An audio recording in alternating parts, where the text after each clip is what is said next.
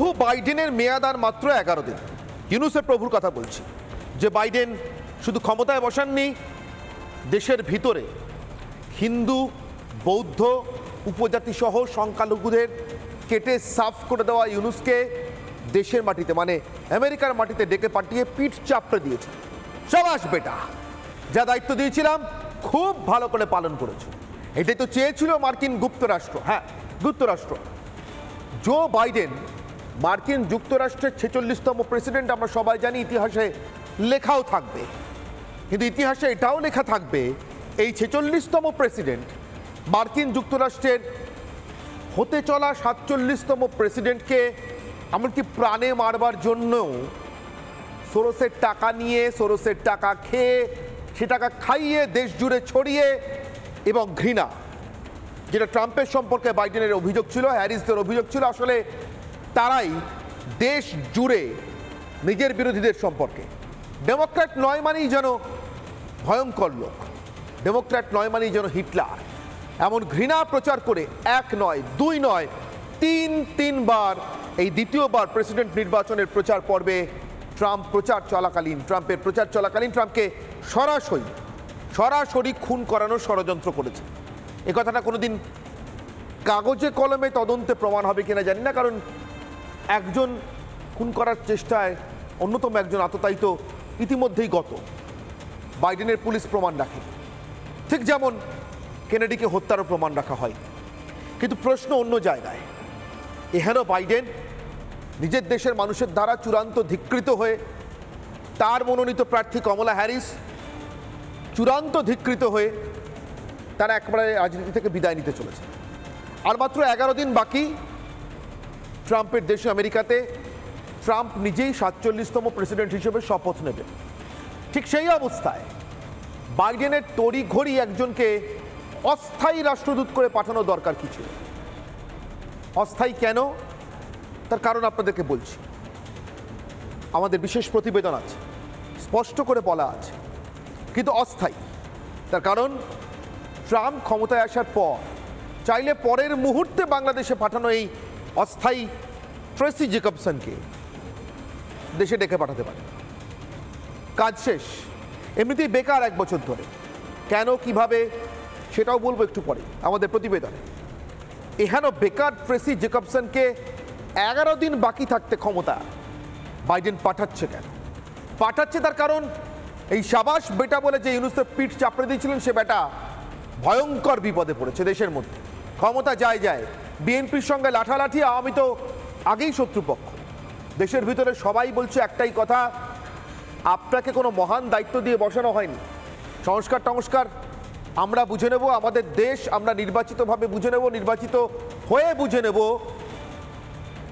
যে মাহফুজ আলমদের সঙ্গে নিয়ে ইউনূসের গদিতে টিকে থাকার চেষ্টা, হিজবুত তাহরিরের জঙ্গি মাহফুজ আলম, সেই হিজবুত তাহরিরা যে দেশে 18ই জানুয়ারি কনফারেন্স করে, জঙ্গি সম্মেলন, বিশ্বজুড়ে খিলাফত প্রতিষ্ঠার জন্য, সে দেশে তাদের সবথেকে বড় পৃষ্ঠপোষক ট্রুডো পালিয়েছে। ক্ষমতা ছেড়ে দলকে ডুবিয়ে, দেশকে ডুবিয়ে পালিয়েছে। এখন ট্রাম্প বলছেন কানাডা চাইলে আমাদের 51তম প্রদেশ হয়ে যেতে পারে। ভাবুন, অত বড় একটা দেশ তারা এমন হাল করে দিয়ে গেছে, জঙ্গি পুষে। ট্রাম্প আমেরিকা প্রেসিডেন্ট এই সাহস দেখিয়ে বলছেন 51তম প্রদেশ হতে পারে আমেরিকার। এই হচ্ছে জঙ্গি পোষার ফল। তো জঙ্গি পোষার আরেক কারিগর ইউনূস, জঙ্গিদের হাত ধরে যে এখনো পর্যন্ত রাজত্ব করছে অসাংবিধানিক, বেআইনিভাবে, অনির্বাচিত সরকারের মাথা হিসেবে। ঠিক যে কারণে বিএনপি আজও দাবি করেছে দ্রুত নির্বাচন চাই, নির্বাচিত সরকারের দ্বারা সমস্ত সংস্কার চাই। আওয়ামী লীগের কথা আমি বলছি না। ইউনূসের 2 মাস আগেও গলায় বন্ধু বিএনপি, আর ইউনূসের সঙ্গে নেই। তাহলে ইউনূসের সঙ্গে আছে কি? এই দুর্দিনে গুপ্তরাষ্ট্রের বাইডেন, একেবারে ভীমরতিতারা বাইডেন, বুড়ো শালিকের ঘাড়েরও বাইডেন, আর জঙ্গি জামাতিরা তো ছিল, আছে, থাকবে। সঙ্গে যোগ দিয়েছে, মানে যোগ নেওয়া করিয়েছে বাংলাদেশের সীমান্তরক্ষী বাহিনীকে। ছুতোয় নাতায় বিএসএফের পায়ে পা দিয়ে ঝগড়া করছে, না হলে চোরাচালানকারী, পাচারকারী, জঙ্গি লেলিয়ে ঝগড়া বাঁধানোর চেষ্টা করছে। প্রশ্ন আমার একটাই, একাদশী 11টা দিন ইউনূসকে গ্রাস করছে কৃষ্ণপক্ষের চাঁদ, অমাবস্যা আসতে আর ওই 11 দিন, ইউনুস একাদশী বাঁচবে, যুদ্ধ করে পূর্ণিমার আলো আর দেখতে পাবে ইউনুস, নাকি এবার অন্য চাঁদ দেখার পালা? আসবো আজকের বিতর্কে, তার আগে আজকের বিশেষ প্রতিবেদন। যে বিএসএফ আমাদের জন্য ঝড় বৃষ্টি রাত সব সময় আমাদেরকে প্রোটেক্ট করে, তো আমরা সেই বিএসএফ দের পাশে গিয়ে দাঁড়িয়েছি। দেশের জন্য যদি আমাদের জান দিতে হয় তবু আমরা জান দিতে রাজি। दूध मांगो तो खीर देंगे, कोलकाता मांगो तो फाड़ के चीर देंगे। भारत माता के, भारत माता के, भारत माता के, वंदे मातरम।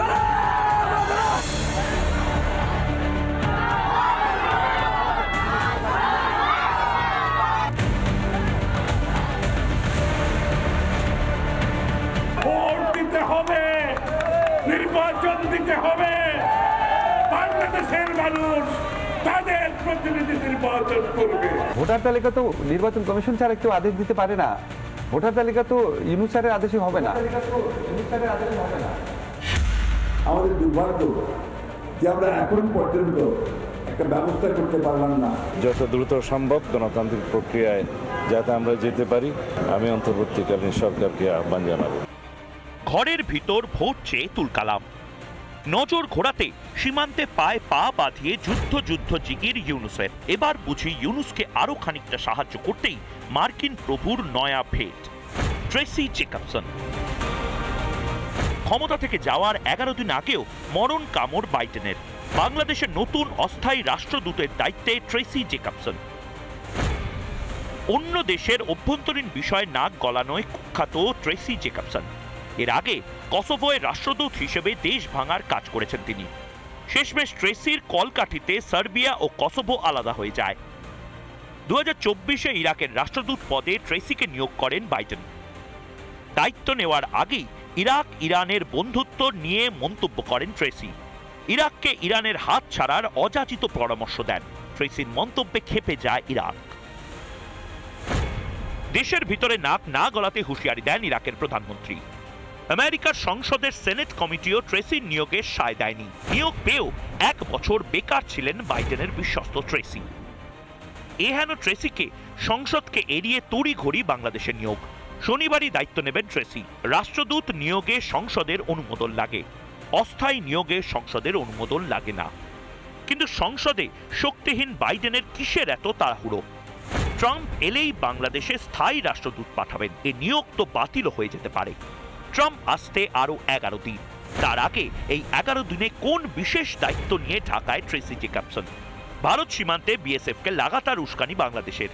তার মাঝেই নজিরবিহীন তৎপরতায় গুপ্ত রাষ্ট্রের নিয়োগ ট্রেসিকে। সামনের 11 দিন ঢাকায় বসে ভারত বিরোধী চক্রান্তের নীল নকশা। ভারতের অভ্যন্তরে আনুমানিক 100 গজ ভিতরে ভারতের বিএসএফ তারা কাটাতারে বেড়া করার জন্য গর্ত করছিল। তো আমরা গর্ত করা দেখে আমরা সাথে সাথে বিএসএফ বিজিবির পক্ষ থেকে তীব্র প্রতিবাদ জানাই। রিপাবলিক বাংলা।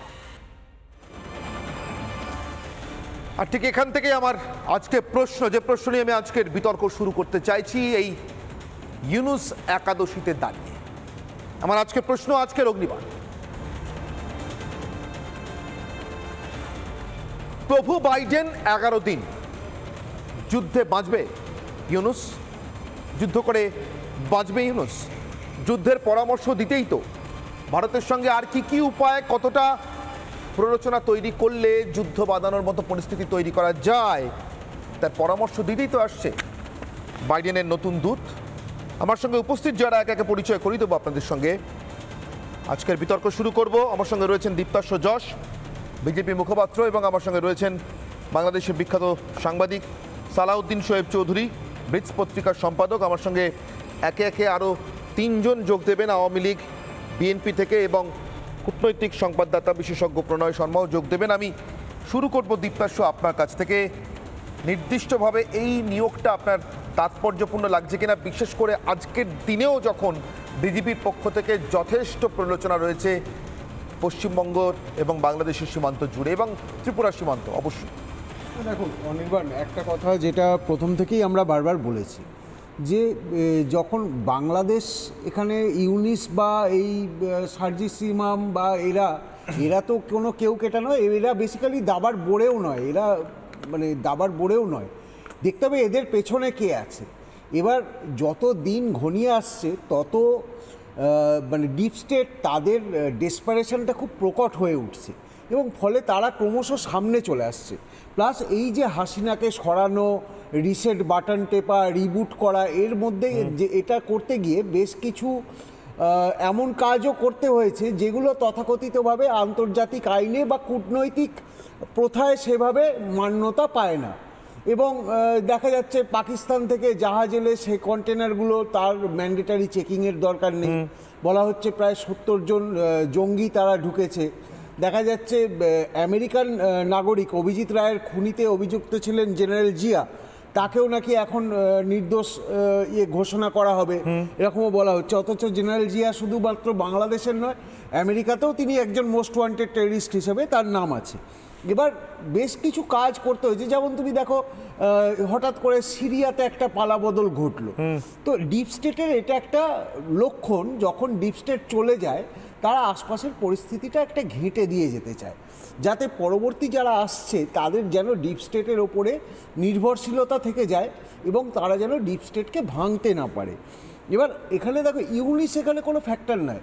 কানাডায় জাস্টিন ট্রুডো গেছে, বাংলাদেশে ইউনিসও যাবে।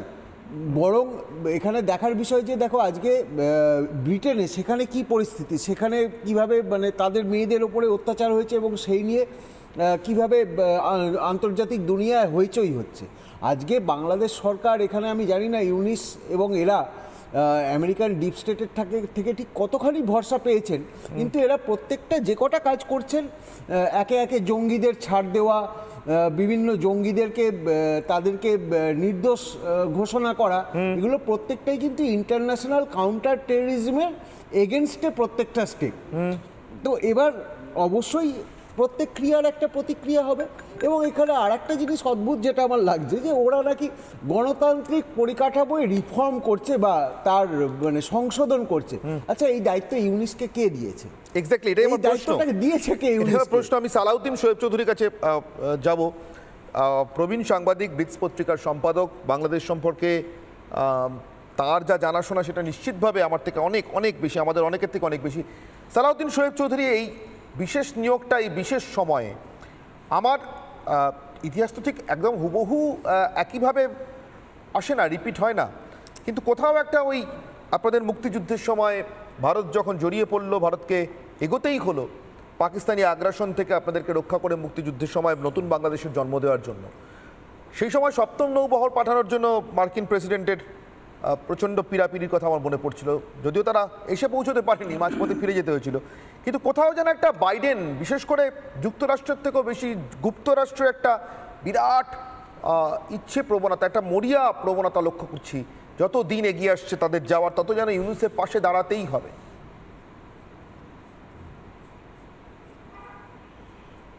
ধন্যবাদ অনির্বাণ বাবু। দেখুন, আমি শ্রদ্ধেয় দেবদাস যশ বাবুর সাথে একমত বলছি যে এই যে এখন স্টেটমেন্ট যে প্রশ্ন আসছেন, এটা কোনো মরণ কামড়ের জন্য নয়। আর ভারতের সাথে কোনো কিছু করার মতো অবস্থা এখন আর বাইডেনের নেই, কারণ ট্রাম্প চলে আসছেন আজ থেকে 11 দিনের মধ্যে।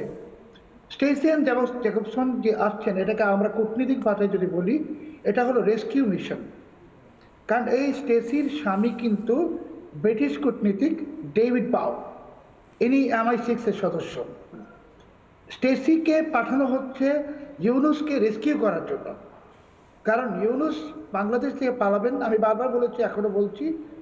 এবং ইউনুস পালানোর আগে উনি যে বাংলাদেশে যে অনেক ধ্বংসযজ্ঞ চালিয়েছেন, ইসলামী জঙ্গিদের উত্থানে সহযোগিতা করেছেন, যেটা দেবদাস যশ বাবুও বলেছেন, যে এগুলো সবই আলামত হিসেবে গৃহীত হবে এই বাইডেন এবং ইউনুস এবং অন্যদের বিরুদ্ধে ব্যবস্থা গ্রহণের ক্ষেত্রে। আর ইউনুস কিন্তু একটা খুব গুরুত্বপূর্ণ ব্যক্তি, কারণ ইউনুস হলো হিলারি ক্লিন্টন, বিল ক্লিন্টন এদের আর্থিক সহযোগী এবং ডেমোক্রেটিক পার্টিরও একটা বড় ডোনার। কাজেই এই স্টেসিয়ান জেকবসন, যিনি শনিবার দায়িত্ব গ্রহণ করবেন, উনি সময় পাবেন মাত্র 9 দিন। এবং আমরা সবাই জানি যে এর আগে বাইডেন যে ডেভিড স্লেটন মিয়েলকে নিয়োগ দিয়েছিলেন বাংলাদেশের আমেরিকান রাষ্ট্রদূত হিসেবে, এটা সিনেট রিজেক্ট করেছে। এবং স্টেসিও খুব কুখ্যাত একজন, যে 1 বছর ইরাকের রাষ্ট্রদূত হিসাবে ডেমোক্রেটিক পার্টি সিনেটই তাকে অনুমোদন দেয়নি। এটা হলো একেবারে একটা রেস্কিউ মিশনে ইউনুসকে আপনি বলছেন ট্রাম্প আসছেন 11 দিন পরেই এক পার্মানেন্ট রাষ্ট্রদূত, নতুন রাষ্ট্রদূত নিয়োগ করবেন জেনেও ট্রেসিকে পাঠানোর কারণ একটাই, ট্রেসি তার স্বামী ব্রিটিশ রাষ্ট্রদূতের মাধ্যমে ব্রিটিশ কূটনীতিকের মাধ্যমে ইউনুসের দেশ থেকে পালানোটা, মানে এবার কি ইংল্যান্ডে আশ্রয় নেবেন মনে হচ্ছে? হ্যাঁ 100%। কারণ দেখুন, ইউনুসকে পালাতে হলে ভারতের আকাশসীমা দিয়ে যেতে হবে।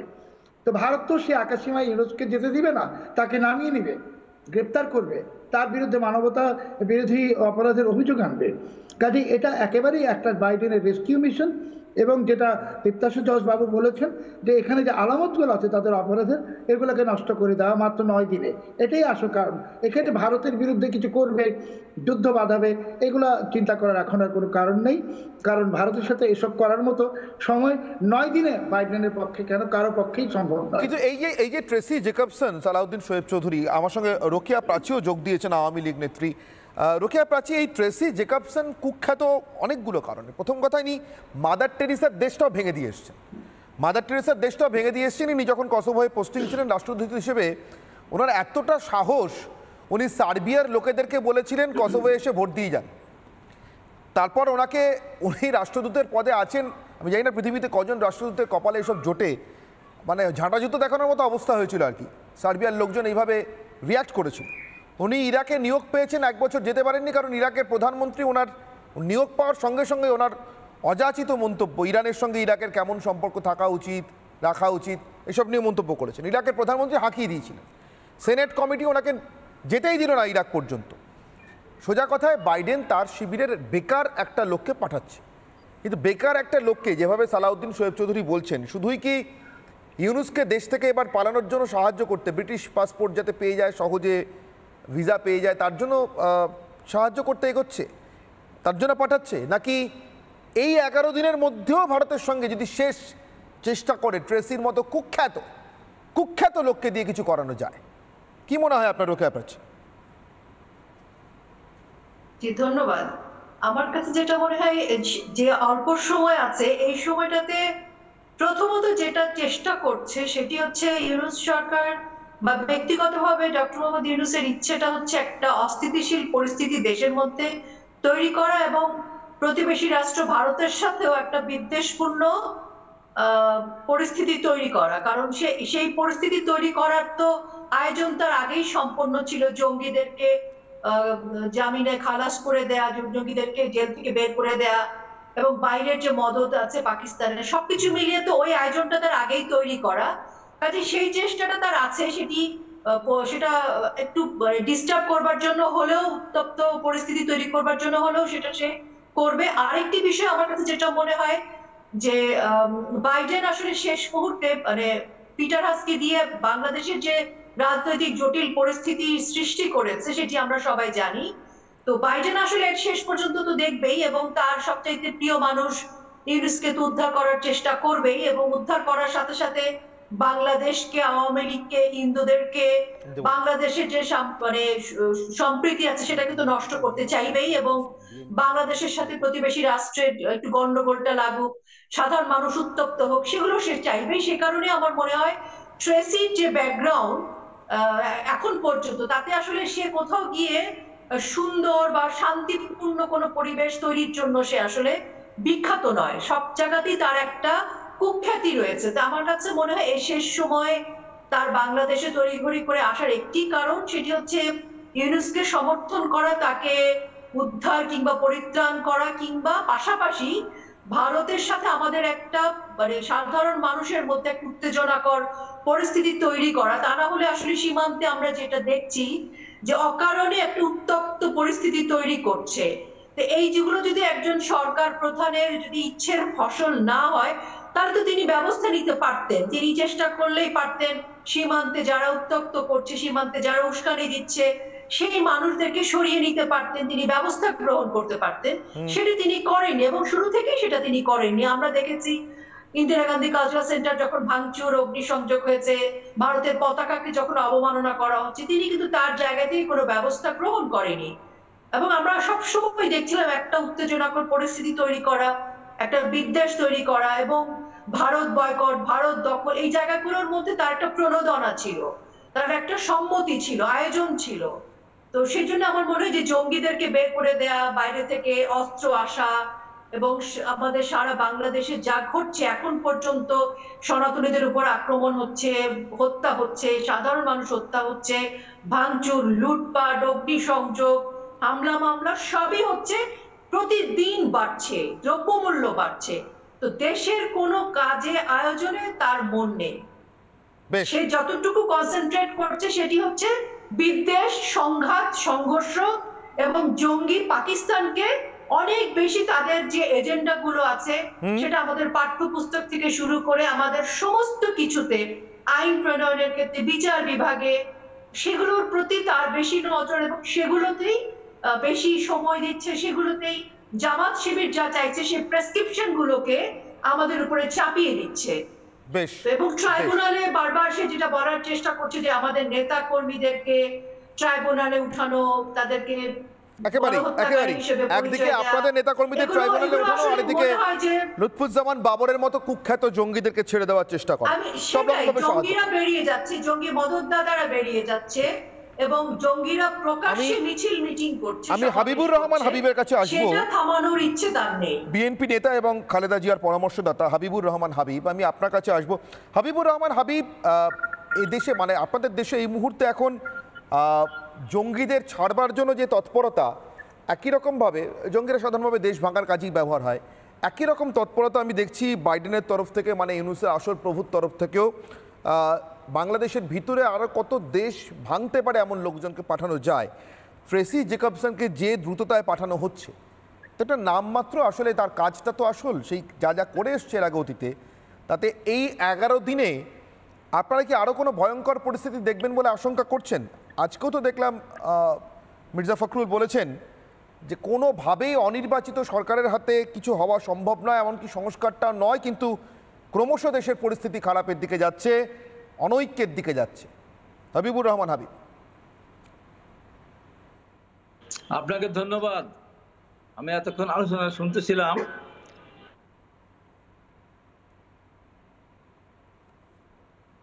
হ্যাঁ প্লিজ বলুন, যোগাযোগ কি বিচ্ছিন্ন হলো? এই সমস্ত আলোচনা আমি শুনতে না, স্টেবল নয় কানেকশনটা, আমার মনে হচ্ছে স্টেবল নয়। দীপ্তাশ যশ কিছু জিজ্ঞাসা করতে চাইছিলেন, সম্ভবত সালাউদ্দিন সোহেব চৌধুরীকে। প্লিজ সালাউদ্দিন সাহেব, আমার একটা প্রশ্ন আছে। এই যে জেকব ট্রেসি আসছেন, যেটা আমি আপনি দুজনেই বললাম বেসিক্যালি একটা রেস্কিউ মিশন, মানে ইউনিসকে রেস্কিউ করে নিয়ে যাওয়া। আচ্ছা, অদূর ভবিষ্যতে বা খুব নিকট ভবিষ্যতে বাংলাদেশে কি একটা এরকম পরিস্থিতি দেখতে পারি আমরা, যেটা এর আগেও দেখা গেছে যখনই -2 ফর্মুলা এসছে, যে খালেদা জিয়া পরিবারবিহীন বিএনপি এবং শেখ হাসিনার নেতৃত্বাধীন আওয়ামী লীগ, এরা দুয়ে মিলে এই তথাকথিত তত্ত্বাবধায়ক সরকারের বিরুদ্ধে আন্দোলনে নামছে এবং এদেরকে ভোট করাতে বাধ্য করছে খুব তাড়াতাড়ি, মানে 2026-এর আগে। সালাউদ্দিন সোহেব চৌধুরী। জি, আমি আসলে মনে করি না যে এই স্টেসিয়ান জেকবসনের আশা, এটা হলো একেবারেই, আমি যা আবার বললাম যে রেস্কিউ মিশন। আর বাংলাদেশে তো একটা রাজনৈতিক পরিবর্তন আসন্ন, কারণ ইউনূস পালানোর পর একটা শূন্যতা তো সৃষ্টি হবে সেখানে। আমি তো আর রাজনৈতিক কোনো দল এখন ক্ষমতা গ্রহণ করবে এটা মনে করি না, কারণ বিএনপি আওয়ামী লীগকে কৌশলে ইউনূস দূরে সরিয়ে দিয়েছে। এখন বাংলাদেশে যেটা হতে যাচ্ছে সেটা হলো যে সামরিক হস্তক্ষেপ, সেটা হবে।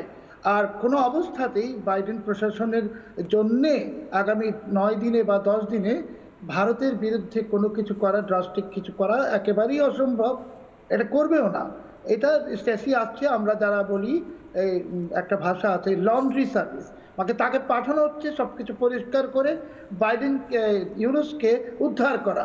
বেশ, কিন্তু আমার একটা প্রশ্ন সালাউদ্দিন সোহেব চৌধুরী, সেক্ষেত্রে আমি বলছি বিশেষ কোনো মিশন নেই বলে আপনি মনে করছেন, একমাত্র ইউনূসকে উদ্ধার করে নিয়ে যাওয়া ছাড়া বা তাকে পালাতে সাহায্য করা ছাড়া, বাইডেনের পরম বন্ধু। কিন্তু আমার আরেকটা প্রশ্ন এই প্রসঙ্গে, যদি এটাই হয় তাহলে এত তড়িঘড়ি, মানে ট্রেসি জেকবসনেরও খুব কম তারা নয়। তিনি আজকে এটা ঘোষণা এসছে আপনাদের দেশের সংবাদ মাধ্যম, মানে জাতীয় সংবাদ মাধ্যম থেকে, বাংলাদেশ সংবাদ সংস্থা থেকে, আমেরিকা থেকেও অনুরূপ ঘোষণা পাওয়া গিয়েছে, যদিও সরাসরি হোয়াইট হাউস মারফত নয়। কিন্তু তার আগে গতকাল বুধবার তিনি ঢাকায় চলে গিয়েছেন। সেখানে আমেরিকাতে নিযুক্ত যে বাংলাদেশের রাষ্ট্রদূত এই মুহূর্তে আসাদ আলম সিয়াম, তার সঙ্গে একটা বৈঠকও করে ফেলেছেন। আপনি বলছেন এই সবটাই শুধুমাত্র ইউনুসকে সেফ প্যাসেজ দেওয়ার জন্য, এই 11 দিনে এদের কোনো বিশেষ পরিকল্পনা নেই। আজও কিন্তু বিএসএফ বিজিবির বৈঠকে কোনো সমাধান সূত্র বেরোয়নি সালাউদ্দিন শোয়েব চৌধুরী। না, এটা তো যে ইউনুসের অনেক রকম প্রচেষ্টা আছে ক্ষমতায় টিকে থাকার জন্য, এই সীমান্তে উস্কানি, জঙ্গিদেরকে উত্থান করা, এই সমস্ত কিছু। কিন্তু ইউনুসের হাতে তো আর এখন কোনো কিছু নেই। আমি আপনার অনুষ্ঠানে আগে বলেছিলাম যে ইউনুস তো ক্লিনিক্যালি ডেড। আর আমি এটাও বলেছিলাম আপনারই অনুষ্ঠানে যে ইউনুসের লাইফ সাপোর্ট মাস্কটা কে খুলবে, বাইডেন নাকি ট্রাম্প?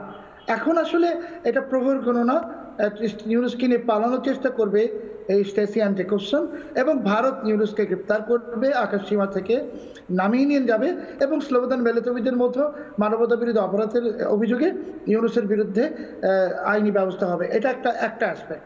আর একটা অ্যাসপেক্ট হলো যে বাংলাদেশের জঙ্গিদের যে উত্থান হয়েছে, আল কায়দা, ইসলামিক স্টেট, জঙ্গি জিহাদি, জবাই বাহিনী, এদেরকে উস্কে দিয়ে স্টেসি হয়তো বাংলাদেশে একটা ম্যাসিভ ড্রাস্টিক জঙ্গিবাদ বিরোধী অভিযান শুরু করবে।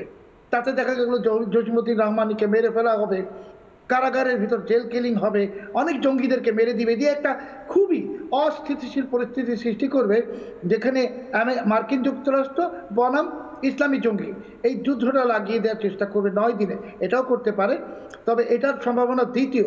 প্রথম কারণটা আমি আবারও বলছি, এটা ইউনুসকে বাঁচানোর জন্য রেস্কিউ মিশন, অন্য কিছু নয়। আমার একটা সালাউদ্দিন সাহেব, আমার আর একটা আশঙ্কা আছে যে এই 9 দিনে হয়তো এমন একটা পরিস্থিতি তৈরি করা হতে পারে, বিশেষ করে চট্টগ্রাম পার্বত্য অঞ্চল এবং চট্টগ্রাম অঞ্চলে, যাতে সেই অঞ্চলের সংখ্যালঘুদের ওপর একটা চরমতম আক্রমণ হানা হবে, এবং যার ফলে তারা চাইবে যে এই আক্রমণের জেরে ভারত কিছু সামরিক প্রতিক্রিয়া দিতে বাধ্য হয়।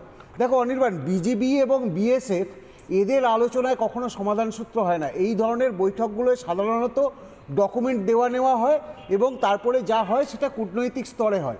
এবং এখানে শুধু বাংলাদেশকে বিচ্ছিন্ন করে দেখলে চলবে না। তুমি এটা খেয়াল করো যে হঠাৎ করে দুবাইতে কিন্তু তালিবান শাসক গোষ্ঠীর সঙ্গে আমাদের একটা বৈঠক হলো, এবং সেই বৈঠকে তারা কিন্তু তাদের শিক্ষাক্ষেত্র সংস্কার, তাদের খেলাধুলা ইত্যাদি, খাদ্য সুরক্ষা ইত্যাদির জন্য আমাদের সাহায্য চাইছে। আবার পাকিস্তান একটা ভুল চালে তারা একটা তালিবানের সঙ্গে বা আফগানিস্তানের সঙ্গে যুদ্ধে জড়িয়ে গেল, এবং ইতিহাস সাক্ষী আজ অব্দি আফগানিস্তানে কেউ কিন্তু যুদ্ধ করে জিততে পারেনি। আবার আরেকদিকে বালুচিস্তান আছে, পিওকে আছে, তো ফলে ডিপ স্টেটের বিপদ অনেকগুলোই আছে। এবং অনেকগুলো বিপদ একসঙ্গে ভারতবর্ষকে শিক্ষা দিতে গিয়ে অনেকটা টাকাও তো খরচা হয়েছে, অনেকটা টাকাও ছড়ানো হয়েছে, সেই টাকার হিসেবটাও তো নিতে হবে ডিপ স্টেট। আমি একটা ইন্টারেস্টিং কমেন্ট শোনাই। কমেন্টটা একদিনের পুরনো, সবাই চেনেন তাকে বাংলাদেশে, জেডাই খান পান্না। সালাউদ্দিন শোয়েব চৌধুরীও নিশ্চিতভাবে চেনেন, এবং এমন একজন আইনজীবী বাংলাদেশে সর্বজন শ্রদ্ধেয়, তার কারণ তিনি সমস্ত রাজনৈতিক দলের নেতা বা নেত্রীদের কোনো না কোনো সময় বিপদে ফেলেছেন, অবশ্যই তার আইনি প্র্যাকটিসের মাধ্যমে, অন্য কোনোভাবে নয়। এবং জীবনে একটা ধরনের কেস তিনি কখনো নেননি, সেটা হচ্ছে কোনো মৌলবাদী বা জঙ্গির সমর্থনে তিনি কখনো গায়ে গাউন চাপিয়ে দাঁড়াননি আদালতে, এটা ফর শিওর বলা যেতে পারে। এহেন জেডাই খান পান্না, যাকে কেউ কোনো দলের বলে দাগিয়ে দিতে পারেনি, পারবেও না, তিনি বাংলাদেশের বর্তমান সরকারের অবস্থা নিয়ে, বিশেষ করে যখন ভারত এবং বাংলাদেশের মধ্যে পরিস্থিতি তৈরি হয়েছে, বাংলাদেশের স্বরাষ্ট্রমন্ত্রী সম্পর্কে এবং সরকার সম্পর্কে নির্দিষ্ট দুটো মন্তব্য করেছেন, যেটা আমার খুব ইন্টারেস্টিং লেগেছে। আমি এই মন্তব্যটা শুনিয়ে তারপর আমি আপনাদের সঙ্গে আবারও আলোচনায় ফিরছি। জেডাই খান পান্নার মন্তব্য। চিন্ময় কুমার দাসকে নিয়ে চট্টগ্রামে তিনি যখন সনাতনী ধর্মের যারা তাদের প্রোটেকশনের জন্য, নিশ্চয়তার জন্য যখন শান্তিপূর্ণ সমাবেশ করছিলেন, তখন তাকে গ্রেপ্তার করা হলো রাষ্ট্রদ্রোহের মামলা দিয়ে। কোনো আইনজীবীকে দাঁড়াতে দেবে না সরকার, নিশ্চুপ। কি সরকার? অথর্ব না মূর্খ না কানে শোনে না? তাহলে অথর্ব সরকার একটা অথর্ব পাগলকে বসিয়েছে স্বরাষ্ট্র মন্ত্রণালয়ে। রাজনৈতিক পরিস্থিতির উন্নতি হবে এটা ভাবার মতো মূর্খ অন্তত আমি নই, আর যে কেই হোক। অপদার্থ স্বরাষ্ট্রমন্ত্রী বলছেন, অথর্ব সরকার বলছেন। আমি এখান থেকেই রোকেয়া প্রাচী বুঝবার চেষ্টা করব। জেরাই খান পান্না এমন অনেক ঘটনা আছে অতীতের, আমি সেটার এখানে বিস্তারিত উল্লেখ করছি না। আপনাদের সরকারের আমলে আপনাদেরকেও নানা রকমভাবে অস্বস্তিতে ফেলেছেন, তার করা মামলা, অন্য কোনোভাবে নয়, ব্যক্তিগত কোনো গ্রাজ থেকে নয়। তার এই বক্তব্যের সঙ্গে কি ভারত বাংলাদেশে এই মুহূর্তে সীমান্তে উত্তেজনা তৈরির যে চেষ্টা চলছে, তার যোগাযোগ খুঁজবো না আপনার কি মনে হয় বেগম রোকেয়া প্রাচী? এই জেরাই খান পান্নার এই বক্তব্য আমি বিচ্ছিন্নভাবে দেখবো, নাকি তার মতো প্রবীণ আইনজীবী এই সময় মন্তব্যটা করছেন কোনো নির্দিষ্ট লক্ষ্যে? জেরাই খান পান্না উনি আমাদের খুবই শ্রদ্ধাভাজন ব্যক্তি এবং উনি বিজ্ঞজন। উনি যেটা বলেছেন আমি ওনার সাথে একমত। আমি কিছু যুক্ত করতে চাই। এই সরকার অথর্ব তো বটেই, সে নিজের হাতে কিছু নেই, কিন্তু একটা জিনিস বুঝতে হবে আমাদের আশঙ্কার জায়গাটি।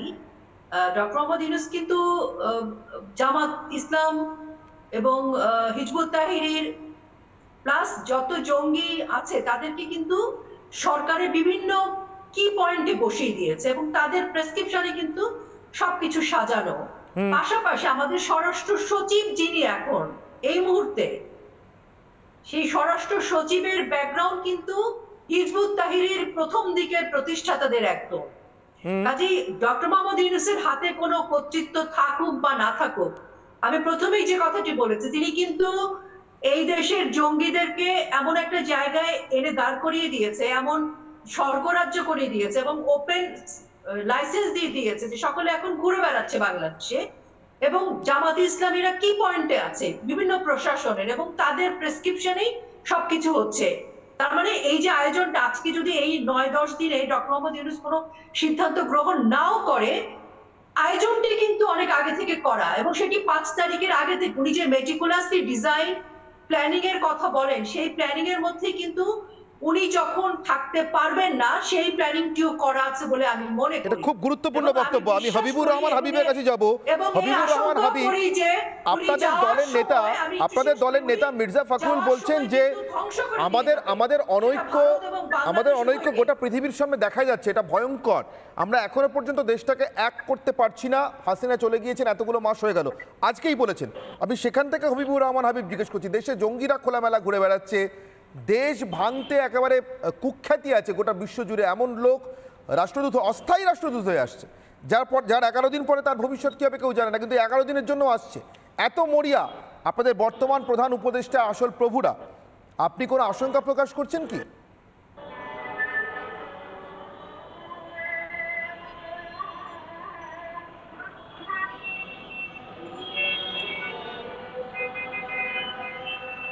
প্রশ্ন কি আপনার? হ্যাঁ, শুনতে পাচ্ছি, বলুন। আপনি কোন আশঙ্কা প্রকাশ করছেন কি বলুন? আপনার কথা তো কিছু বোঝা যায় না। আমরা যখন কথা বলতে থাকি আপনি যখন কথা বলতেই থাকেন। না, আপনার কানেকশন স্টেবল ছিল না হাবিবুর রহমান হাবিব। আপনাদের আমি স্পষ্ট করে দিচ্ছি, আচ্ছা আমি স্পষ্ট করে দিচ্ছি আমার প্রশ্ন, আপনি শুনে নিন। 2 লাইনের প্রশ্ন। আপনার দেশে জঙ্গিরা খোলা ঘুরে বেড়াচ্ছে, আপনার দেশে রাষ্ট্রদূত হয়ে আসছে এমন লোকজন আমেরিকা থেকে, যারা পৃথিবীতে বিভিন্ন দেশে দেশ ভেঙে এসছে। আপনার কোনো আশঙ্কা হচ্ছে ইউনূসের শাসন নিয়ে? না, ইউনূসের শাসন নিয়ে আমাদের আশঙ্কা হবে কেন? আমরা একটা নির্দিষ্ট সময়ের ভিতরে জাতীয় সংসদ নির্বাচন হবে ইউনূস সাহেবের নেতৃত্বে, তারপর জনগণ যাদেরকে ভোট দিবে তারা পরবর্তী সময় রাষ্ট্র পরিচালনা করবে। এর ভিতর তো কোনো রকমের সংশয় নেই। আমরা মনে করি যে ডক্টর ইউনূসের নেতৃত্বে বাংলাদেশে একটি সাধারণ নির্বাচন হবে শান্তিপূর্ণভাবে। আমরা সে প্রত্যাশা আছি। বাংলাদেশ এখন অত্যন্ত সুন্দরভাবে চলছে, কোনো ধরনের সন্ত্রাস। বলছি হবিবুর রহমান হাবিব, আপনার সঙ্গে কি মির্জা ফখরুলের কথা হয়? আপনার সঙ্গে কি মির্জা ফখরুলের কথা হয়? দাবি দেওয়ার পরিপ্রেক্ষিতে হতেই পারে। হবিবুর রহমান হাবিব, আপনার সঙ্গে কি মির্জা ফখরুলের কথা হয়? জিজ্ঞাসা করছি, কথা হয় কি আপনার সঙ্গে মির্জা ফখরুলের কথা হয় কি? উনি তো ভয়ঙ্কর আশঙ্কা প্রকাশ করছেন দেশের অনৈক্য নিয়ে, ইউনূস সরকার কি চায় তা নিয়ে, আদৌ নির্বাচন চায় কিনা তা নিয়ে। আপনার সঙ্গে কি কথা হয়? মানে বিএনপির কথা হয়? আজকে কথা হয়েছে? আজকে কথা হয়েছে? আজকে ওনার এই আশঙ্কা প্রকাশের পর কথা হয়েছে? আমার কেমন যেন মনে হচ্ছে আপনার সঙ্গে আপনাদের দুজনে দেখা হয় না।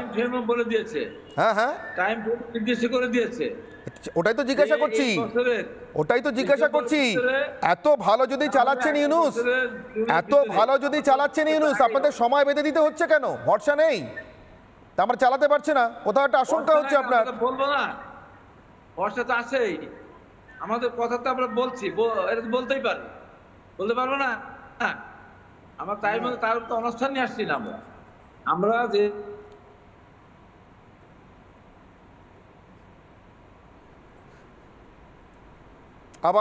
আবার নেটওয়ার্কের সমস্যা। মুশকিল হচ্ছে হাবিবুর রহমান হাবিবরা যতটুকু কথা বলার সুযোগ পান প্রাণপণে বোঝানোর চেষ্টা করেন যে মোহাম্মদ ইউনূসের আমলে তারা ভালো আছেন, তাদের কোনো চিন্তা নেই।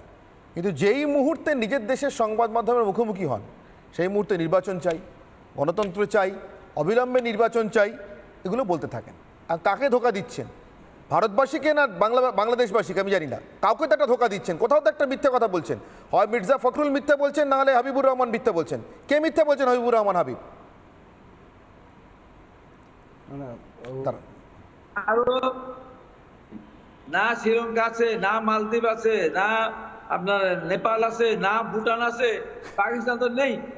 বাংলাদেশকেও হারাতে যাচ্ছে এইভাবে যদি চলে।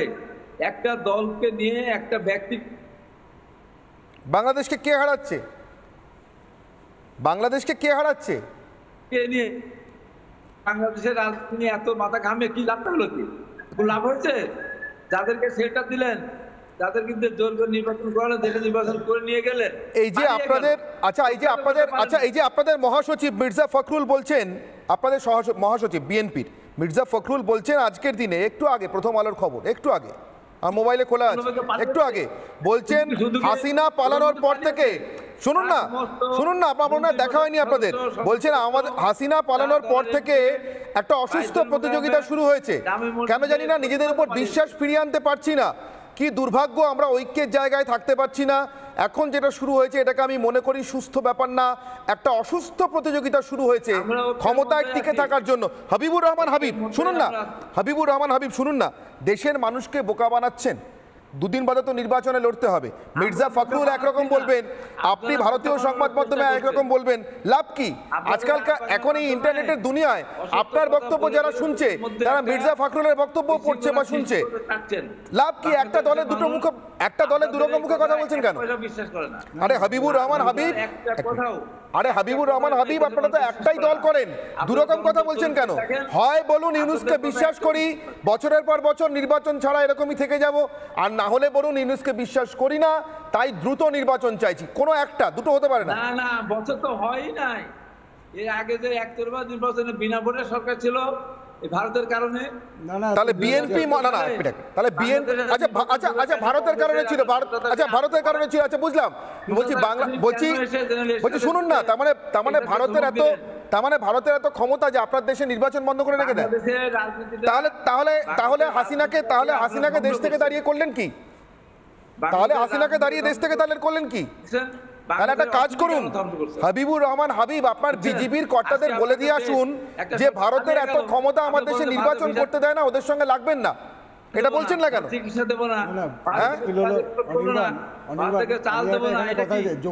আমি দীপ্তাশ্ব যশের বক্তব্য শুনবো। হাবিবুর রহমান হাবিবরা প্রথম কথা তারা জানেন না যে ইন্টারন্যাশনাল ফোরামে কিভাবে কথা বলতে হয়, সেটা তাদের আগে শেখা দরকার। দ্বিতীয় কথা, এটা বাংলাদেশের ভোট প্রচারের প্ল্যাটফর্ম নয় যেখানে এসে উনি ভারতের এগেনস্টে যা ইচ্ছা তাই বলে যাবেন আর আমরা সেটা অ্যালাউ করব। তৃতীয় কথা, তারেক রহমান জিয়া এখনো বাংলাদেশে ফিরতে পারলেন না। আগস্ট মাস থেকে জানুয়ারি মাস হয়ে গেল, এখনো বাংলাদেশে ফিরতে পারেননি। এখনো তাকে সমস্ত তার চট্টগ্রাম অস্ত্র মামলায় তাকে রেহাই দেওয়া হয়নি। উল্টে খালেদা জিয়া আবার ইউকেতে চলে গেছেন। রেস্কিউ মিশনটিকে অলরেডি স্টার্ট হয়ে গেছে। আমি একটা কথা শুধু বললাম, হাবিবুর রহমান হাবিব, আমি আপনার দেশ নিয়ে মাথা ঘামাচ্ছি না, আমাকে একটা প্রশ্নের একটু উত্তর দিন তো। শুনুন না, তারেক রহমান জিয়া বাংলাদেশে ফিরেছেন।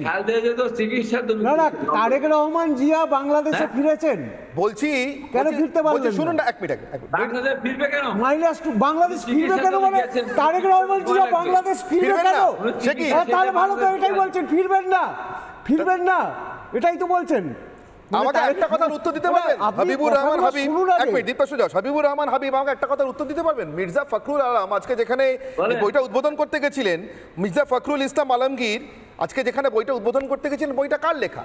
বইটা খালেদা জিয়ার দেওয়া জবানবন্দি। কিসের জবানবন্দি? জবানবন্দিটা হচ্ছে তারই অরফানেজ, মেজর জিয়ার নামাঙ্কিত অরফানেজ, জিয়া অরফানেজ ট্রাস্ট দুর্নীতি মামলায় আদালতে সমন পেয়ে বারবার দাঁড়িয়ে তিনি যে 342 ধারা আপনার দেশের সংবিধান অনুযায়ী যে জবানবন্দি দিয়েছেন, সেই জবানবন্দিটাকে কেন্দ্র করে উপজীব্য করে বইটা লেখা হয়েছে। কালকে খালেদা জিয়া দেশ চলেন, আজকে বইটা উদ্বোধন করতে আলমগীর গেলেন, মির্জা ফখরুল আলমগীর গেলেন। দেশ ছাড়া দুদিন আগে উদ্বোধন করতে পারেননি খালেদা জিয়াকে দিয়ে? ভয় করছিল ইউনুসের সামনে নাকি? তারই দেওয়া জবানবন্দি, তারই দেওয়া জবানবন্দি, এক মিনিট, সেই জবানবন্দি দিয়ে লেখা বই আজকে উদ্বোধন করে সমস্যা নেই। কি ভারত আটকে দিয়েছে নাকি? বলছি ভারত আটকে দিল? আরে বলুন না, ভারত আটকে দিল? শুনবোটা কি? এতদিন খালেদা জিয়া দেশে ছিলেন, তার দেওয়া জবানবন্দি দুর্নীতি মামলায়, সেই জবানবন্দি নিয়ে লেখা বই, সেই বই তিনি দেশ ছাড়া 24 ঘন্টা পর উদ্বোধন করছেন আর বলছেন ইউনুসের আমলে বেশ আছি, ভালো আছি। ট্রেসি জেকবসন কেন আসছেন? বিএনপিকে উদ্ধার করতে? সমস্যাটা হলো হাবিবুর রহমান হাবিব, আমার সময় শেষ হলো আপনার দলের নেতৃত্ব এক কথা বলছে আর আপনি এখানে এসে জামাত এবং একটা কথা স্পষ্ট, ইউনুস একাদশী যে শুরু হয়ে গিয়েছে সেটা স্পষ্ট। এবার সম্পূর্ণ অমাবস্যার অপেক্ষা। সেই অমাবস্যায় বাংলাদেশ ঢাকবে কিনা আমি জানি না, না ঢাকুক সেটাই চাইব। ভারতবাসী হিসেবে কোনোদিন বাংলাদেশের অমাবস্যা প্রার্থনা করিনি, আজও করব না, কিন্তু ইউনুসের অমাবস্যা, ইউনুসের জঙ্গি সঙ্গী সাথীদের অমাবস্যা 100 বার প্রার্থনা করি। আর যদি বিএনপির নেতারা সামনে এক পিছনে এক, দেশে এক ভারতে এক কথা বলে অভ্যস্ত হন, তাহলে আপনাদেরও অমাবস্যা গ্রাস করলো বলে প্রস্তুত হন। আর ঠিক 11 দিন বাকি, দেখুন কোনো ট্রেসি জেকবসন এসে আপনাদের বাঁচাতে পারে কিনা। অনির্বাণের অগ্নিবার এখানে শেষ করছি, সঙ্গে থাকুন রিপাবলিক বাংলায়।